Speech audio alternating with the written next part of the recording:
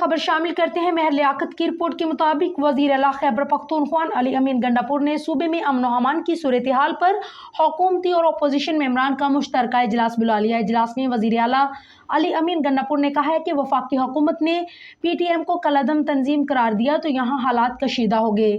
उन्होंने कहा कि वफाकी हुकूमत से रब्ता किया है, उसने अच्छा जवाब दिया है, सब मिलकर मुतफ़िक़ा तौर पर इस मसले को पुरअमन हल निकालेंगे।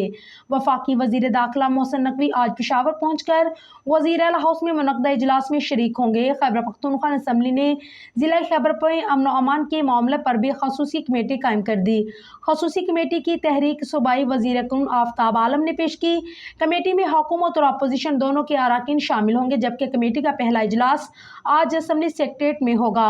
ख्याल रहे कि खैबर पख्तूनख्वा हुकूमत ने वफाकी हुकूमत की जानिब से कलअदम पश्तून तहफ़्फ़ुज़ मूवमेंट की सरगर्मियों पर पाबंदी पर सख्ती से अमल दरामद का ऐलान कर दिया है।